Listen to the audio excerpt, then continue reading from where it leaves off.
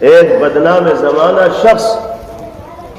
جو طرح طرح کی بدعنوانی کے مقدمات کے اندر گھرا ہوا ہے اور دنیاوی اعتبار سے بھی ذلت و خواری کا سامنا کر رہا ہے، وہ اپنے آپ کو کسی بھی انداز میں نمایاں کرنے کے لیے اور مذہبی شدت پسند طبقے کی ہمنوائی کو حاصل کرنے کے لیے اسی مطالبے کو دہرا رہا ہے جو مطالبہ پرانے زمانے سے کیا چلا آ رہا ہے۔ غالباً آپ حضرات نے اس بدنام زمانہ انسان کے مطالبے کو سوشل میڈیا کے ذریعے سنا بھی ہوگا۔ وہ سپریم کورٹ تک گیا ہے اور وہاں اس نے یہ پٹیشن دائر کی ہے وکیل کے ذریعے کہ قرآن کریم سے 26 آیتوں کو نکال دیا جائے، کیونکہ ان آیات میں شدت پسندی کی تعلیم دی گئی ہے، مذہبی منافرت کو بڑھاوا دیا جا رہا ہے اور قرآن پر ایمان رکھنے والوں کو تشدد کرنے پر نعوذ باللہ ابھارا جا رہا ہے، آمادہ کیا جا رہا ہے۔ ہم جانتے ہیں اور سمجھتے ہیں کہ حقیقی اعتبار سے اور زمینی سطح پر اس طرح کے مطالبات میں کوئی دم نہیں اور کوئی جان نہیں، جس طرح کا مطالبہ اس بدنام زمانہ شخص نے کیا ہے، جس کا نام لینے کو بھی جی نہیں چاہتا، جو عقل سے بالکل پیدل ہے۔ اس طرح کے مطالبات کرنے والے لوگ دنیا کے اندر آتے رہے اور ذلیل و خوار ہو کر دنیا کو چھوڑ کر جاتے رہے۔ قرآن جیسا پہلے دن تھا ویسے ہی آج بھی ہے، اور صبح قیامت تک قرآن اپنی حقانیت و صداقت کا ڈنکا بجاتا رہے گا۔ قرآن کے خلاف سازشیں کرنے والے ذلیل و خوار ہو کر بے نام ہو جائیں گے، ان کا کوئی نام لینے والا نہیں ہوگا، اور اللہ کے اس کلام کا نام زندہ ہے اور زندہ رہے۔ یہ ہمارا ایمان ہے۔ قرآن پاک حقانیت و صداقت کی وہ چٹان ہے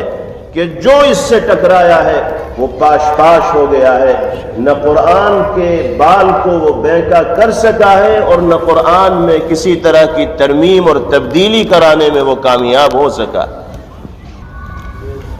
سپریم کورٹ میں اس طرح کی رٹ دائر کرنا، قرآن پاک میں ترمیم کا مطالبہ کرنا، عدالت عالیہ میں جو جج بیٹھے ہوئے ہیں ان کی بھی یہ ذمہ داری اور فریضہ ہے کہ وہ اس طرح کی پٹیشن کو اور اس طرح کی درخواست کو ردی کی ٹوکری میں ڈالیں، اس دعوے کو وہ قبول ہی نہ کریں، اس نوٹس کو وہ قبول ہی نہ کریں، رد کر دیں، اس لیے کہ قابل تسلیم ہے ہی نہیں۔ اگر اس کے اس دعوے کو قبول کر کے اس پر بحث کا آغاز کیا جائے گا تو اس کا مطلب یہ ہوگا کہ دال میں کالا ہے، اور سازش کر کے اس آدمی کی پشت پناہی کر کے کچھ اور طاقتیں ہیں جو اس کی زبان سے اس طرح کے الفاظ بلوا رہے ہیں۔ اس ملک میں رہنے والے تمام لوگوں کو مذہبی اعتبار سے آزادانہ طور پر اپنے مذہب کے تقاضوں پر عمل کرنے کا حق حاصل ہے، اور مذہبی اعتبار سے انسان اتنا جذباتی ہوتا ہے کہ چاہے وہ عملی زندگی میں مذہبی تقاضوں کے اوپر عمل کرنے والا نہ ہو، لیکن جب اس کے مذہبی شعائر پر آنچ آتی ہے تو وہ اس کو برداشت کرنے کے لیے تیار نہیں ہوتا۔ آج ہماری زندگی چاہے نبی پاک علیہ السلام کی مبارک سیرت و کردار کے موافق اور مطابق نہ ہو، ہماری زندگی میں چاہے قرآنی تعلیمات اور قرآنی ہدایات زندہ دکھائی نہ دے رہی ہیں، چاہے کتنی ہی بدعملی کی اور گناہوں سے بھری زندگی ہم گزار رہے ہوں،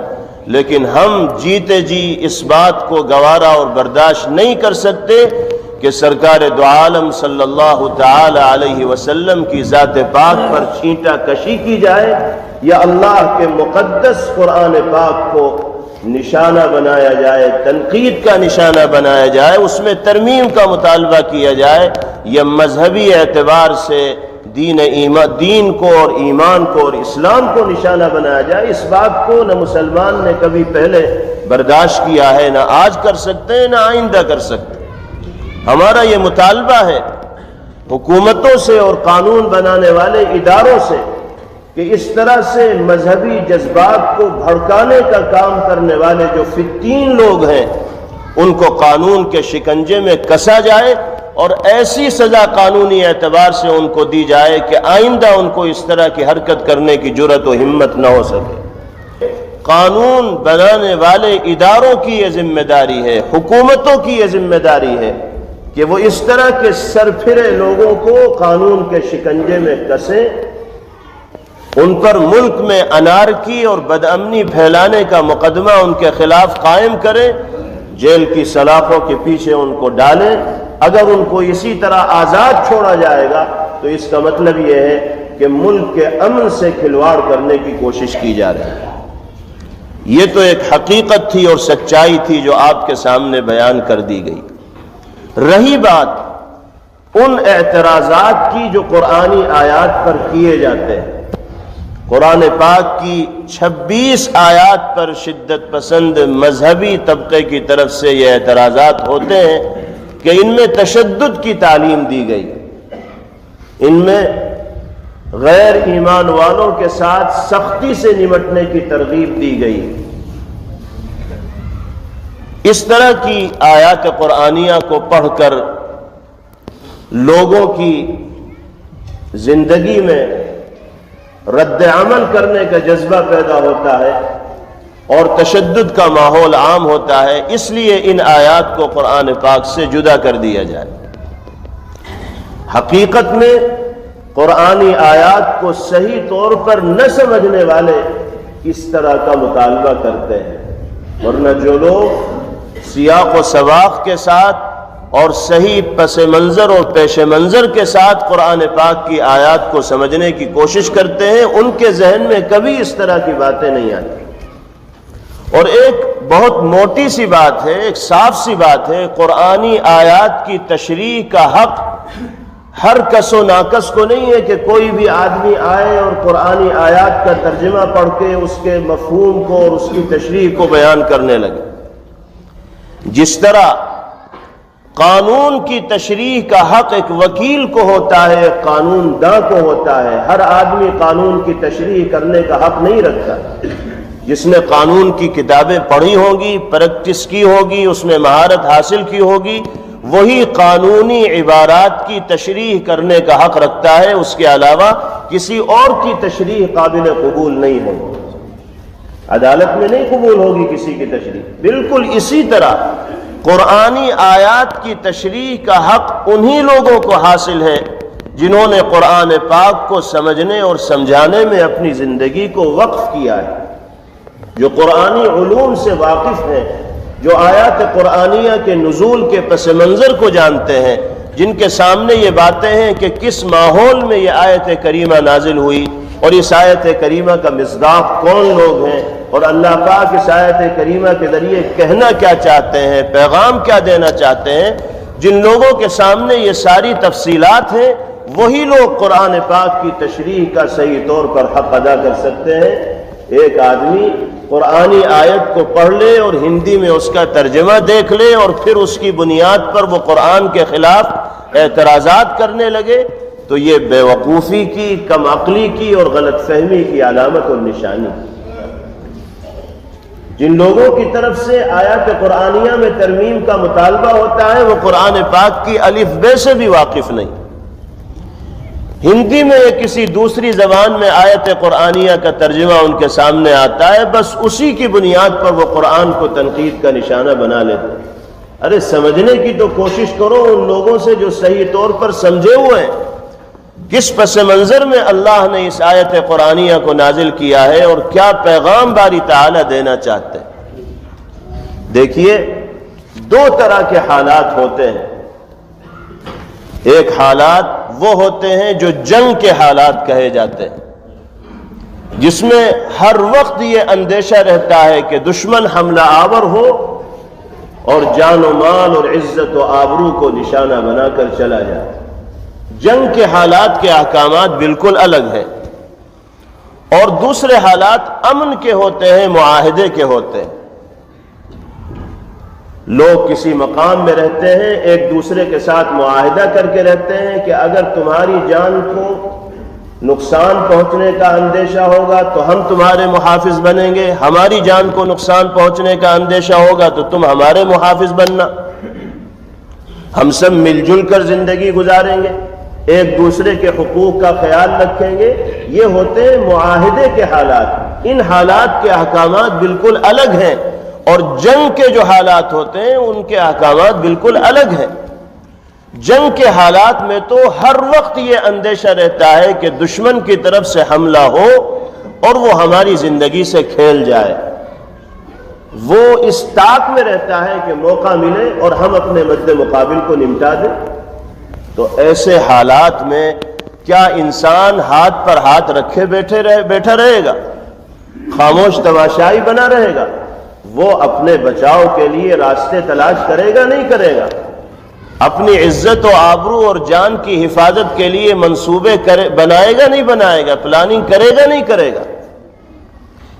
خدا نخواستہ ہم اپنے اس ملک میں بھی اگر جنگی حالات کے اندر مبتلا ہو جائیں، دوسرے ملک سے جنگ کا ماحول ہو، تو اس جنگ کے لیے صرف سرحد پر رہنے والی فوجوں کو تیار رہنا نہیں ہوگا، بلکہ اگر ایمرجنسی کا اعلان کر دیا جائے، ہنگامی حالات کا اعلان کر دیا جائے، تو ملک کے ہر باشندے کو جنگ کے لیے تیار ہونا پڑتا ہے، اور اس کے لیے اپنی جان کی حفاظت کے واسطے، اپنی عزت و آبرو اور مال کی حفاظت کے لیے، اپنے ملک کی سرحدوں میں دشمنوں کو گھسنے سے روکنے کے لیے ہم ہر طرح کی قربانی پیش کرنے کے واسطے تیار ہوں گے۔ یہ ہمارا ملی اور قومی اور وطنی فریضہ ہوگا۔ اسی طریقے سے قرآن پاک کی وہ آیات جس میں دشمنوں کے ساتھ سختی سے نمٹنے کا حکم دیا گیا ہے، یاد رکھیے ان آیات کا تعلق جنگی حالات کے ساتھ۔ وہ کیسے حالات تھے؟ آپ نے پیغمبر علیہ السلام کی مکی زندگی کا مطالعہ کیا ہوگا، سنا ہوگا علماء سے کہ کتنی سختیوں کا سامنا نبی کریم علیہ السلام کو مکہ مکرمہ میں کرنا پڑ رہا۔ شعب ابی طالب میں آپ کے اہل خانہ کو مقید کر دیا گیا تھا، آپ کا سوشل بائیکاٹ کر دیا گیا تھا، کھانے پانی کے راستے بند کر دیے گئے تھے، فاقوں پر فاقے پیغمبر علیہ السلام اور اہل خانہ کو کرنے پڑ رہے تھے۔ آپ کے مبارک گھر میں کوڑا ڈال دیا جاتا تھا، آپ کی راہوں میں کانٹے بچھا دیے جاتے تھے، آپ حرم مکی میں جا کر عبادت فرماتے تھے، سجدے میں جاتے تھے تو گستاخ لوگ آپ کی گردن مبارک پر پیر رکھ کر کھڑے ہو جاتے تھے، جس کے نتیجے میں آپ کا سانس پھول جایا کرتا تھا۔ عقبہ ابن ابی معیط نامی کافر نے یہ حرکت پیغمبر علیہ السلام کے ساتھ حرم مکی میں کی تھی۔ آپ سجدے میں جاتے تھے تو اونٹ کی اوجھڑی آپ کی مبارک کمر پر ڈال دی جاتی تھی، جو اتنی وزنی ہوتی تھی کہ پیغمبر علیہ السلام کے لیے سر اٹھانا مشکل ہو جایا کرتا تھا۔ یہی طریقہ کار اصحاب رسول صلی اللہ تعالی علیہ وسلم کے ساتھ بھی تھا۔ حضرت بلال حبشی رضی اللہ تعالی عنہ کے ساتھ کیا ظلم و ستم کیا گیا، حضرت خبیب و خباب رضی اللہ تعالی عنہما کو کس طرح ظلم و ستم کا نشانہ بنایا گیا، حضرت سمیہ رضی اللہ تعالی عنہ نے جام شہادت کس مظلومانہ انداز میں نوش کیا ہے۔ یہ ایک تاریخ ہے اسلام کی، اور دشمنان اسلام کے ظلم و بربریت کی ایک تاریخ ہے۔ جہاں اس طرح کے مظالم ہو رہے ہوں اور جہاں اس طرح نہتے لوگوں کو نشانہ بنایا جا رہا ہو، اس ماحول میں اگر اپنی جان، اپنے مال، اپنی عزت و آبرو کے دفاع کے لیے اپنے ماننے والوں کو تیار نہیں کیا جائے گا تو اور کیا کیا جائے گا؟ ان آیات کا تعلق اس طرح کے حالات کے ساتھ۔ اس ملک میں ہم رہتے ہیں، یہ ایک سیکولر کہے جانے والا ملک ہے، ایک جمہوری ملک ہے، جس میں ہر باشندے کو مذہبی اعتبار سے اپنے مذہبی ہدایات پر عمل کرنے کا حق حاصل ہے۔ کسی کو مذہب کی بنیاد پر کسی پر زیادتی کرنے کا، کسی کو مذہبی اعتبار سے حقوق سے محروم کرنے کا حق کسی حکومت کو حاصل نہیں۔ اگر اس ملک کا نظام جمہوری اعتبار سے صحیح نہج پر چلتا رہے تو امن کا ماحول عام رہے گا،